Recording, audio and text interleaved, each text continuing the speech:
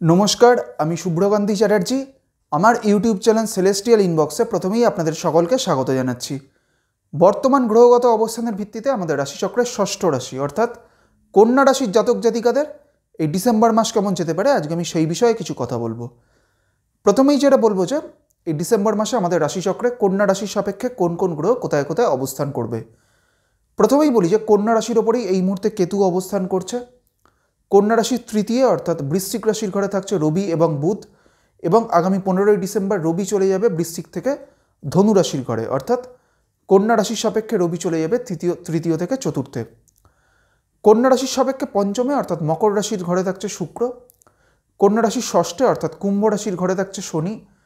কন্যা রাশির সপ্তমে অর্থাৎ মীন রাশির ঘরে এই মুহূর্তে রাহু অবস্থান করছে।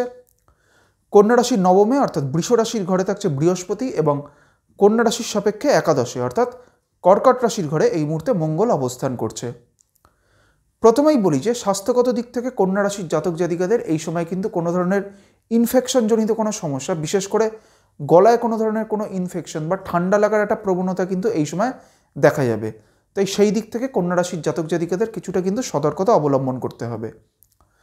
কন্যা রাশির জাতক জাতিকাদের এই সময় কিন্তু বা এই ডিসেম্বর মাসে অর্থনৈতিক দিক থেকে কিন্তু এই সময়টা একটা অত্যন্ত ভালো সময়।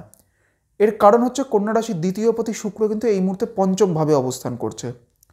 সেই কারণে কন্যা রাশির জাতক জাতিকাদের আয় বৃদ্ধির দিক থেকে কিন্তু এই ডিসেম্বর মাসটা কিন্তু একটা অত্যন্ত অনুকূল সময় এবং এর পাশাপাশি কন্যা রাশির জাতক জাতিকাদের কর্মজীবনের দিক থেকেও এই সময়টা কিন্তু একটা অত্যন্ত ভালো সময়, কারণ কন্যা রাশির সাপেক্ষে দশমপতি বুধ কিন্তু এই মুহূর্তে তৃতীয় স্থানে অবস্থান করছে রবি যুক্ত হয়ে। সেই কারণে কন্যা রাশির জাতক জাতিকাদের ক্ষেত্রে কিন্তু কর্মজীবনের দিক থেকেও এই সময়টা একটা সামগ্রিকভাবে ভালো সময়।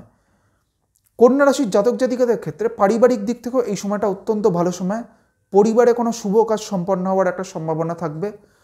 পরিবারে কোনো ধরনের কোনো শুভ কিছু কোনো কিছু ক্রয় করার বা কোনো সম্পত্তি ক্রয়েরও কিন্তু একটা সম্ভাবনা এই সময় কন্যা রাশির জাতক জাতিকাদের ক্ষেত্রে দেখা যাবে। কন্যা রাশির যারা শিক্ষার্থীরা রয়েছেন তাদের ক্ষেত্রে আগামী 15ই ডিসেম্বরের পরবর্তী সময়টা থেকে কিন্তু এই সময়টা একটা ভালো সময়। এইবার আমি আসছি কন্যা রাশির যে নক্ষত্রগুলি রয়েছে অর্থাৎ উত্তর ফাল্গুনী, হস্তা এবং চিত্রা, এই তিনটি নক্ষত্রের জাতক জাতিকাদের এই ডিসেম্বর মাস কেমন যেতে পারে। প্রথমেই আমি আসছি উত্তর ফাল্গুনী নক্ষত্রের ক্ষেত্রে। উত্তর ফাল্গুনী হচ্ছে রবির নক্ষত্র এবং উত্তর ফাল্গুনী আমাদের রাশিচক্রের 12 নম্বর নক্ষত্র। এই উত্তর ফাল্গুনী নক্ষত্রের শেষ তিনটি চরণই কিন্তু রয়েছে কন্যা রাশির ঘরে। এই মুহূর্তে উত্তর ফাল্গুনী নক্ষত্রের সাপেক্ষে কিন্তু উত্তর ফাল্গুনী নক্ষত্রের ওপরেই কিন্তু এই মুহূর্তে কেতু অবস্থান করছে। সেই কারণে বেশ কিছু ক্ষেত্রে বা বেশ কিছু কারণে কিন্তু যাদের কন্যা রাশির উত্তর ফাল্গুনী নক্ষত্র তাদের ক্ষেত্রে কিন্তু একটা মানসিক চাপ দুশ্চিন্তা থাকবে।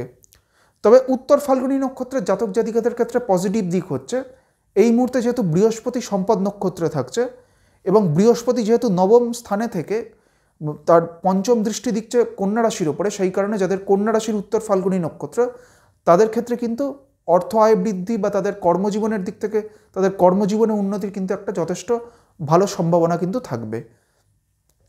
উত্তর ফাল্গুনীর পর হচ্ছে হস্তা নক্ষত্র। হস্তা হচ্ছে চন্দ্রের নক্ষত্র এবং হস্তা আমাদের রাশিচক্রের 13 নম্বর নক্ষত্র। এই হস্তা নক্ষত্রের জাতক জাতিকাদের ক্ষেত্রে এই সময় কিন্তু কোনো ধরনের চোটাঘাত লাগার কিন্তু একটা প্রবণতা এই সময় থাকবে। তাই স্বাস্থ্যগত দিক থেকে কিন্তু মূলত এই সময়টা হস্তা নক্ষত্রের জাতক জাতিকাদের কিছুটা কিন্তু সতর্ক থাকতে হবে। হস্তার পর হচ্ছে চিত্রা নক্ষত্র। চিত্রা হচ্ছে মঙ্গলের নক্ষত্র এবং চিত্রা আমাদের রাশিচক্রের 14 নম্বর নক্ষত্র। এই চিত্রা নক্ষত্রের প্রথম দুটি চরণ কন্যা রাশিতে এবং পরবর্তী বা শেষ দুটি চরণ রয়েছে তুলা রাশির ঘরে। এই মুহূর্তে নবতারা চক্রে এই চিত্রা নক্ষত্রের সাপেক্ষে অতিমিত্র নক্ষত্রে বৃহস্পতি থাকছে এবং এই বৃহস্পতির পঞ্চম দৃষ্টি থাকছে কিন্তু কন্যা রাশির উপরে এবং সেই কারণে যেহেতু বৃহস্পতির দৃষ্টি থাকছে, পঞ্চম দৃষ্টি যেহেতু কন্যা রাশির উপরে থাকছে, তাই যাদের কন্যা রাশির চিত্রা নক্ষত্র তাদের ক্ষেত্রে কিন্তু এই সময়টা একটা সামগ্রিকভাবে ভালো সময়।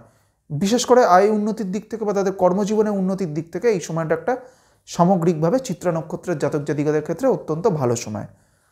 আজকে আমি আমাদের রাশিচক্রের ষষ্ঠ রাশি অর্থাৎ কন্যা রাশির জাতক জাতিকাদের এই ডিসেম্বর মাস কেমন যেতে পারে সেই বিষয়ে আলোচনা করলাম এবং এর পাশাপাশি কন্যা রাশির যে নক্ষত্রগুলি রয়েছে অর্থাৎ উত্তর ফাল্গুনী, হস্তা এবং চিত্রা, এই তিনটি নক্ষত্রের জাতক জাতিকাদের এই ডিসেম্বর মাস কেমন যেতে পারে সেই বিষয়ে আপনাদের একটা সংক্ষিপ্ত ধারণা দেওয়ার চেষ্টা করলাম।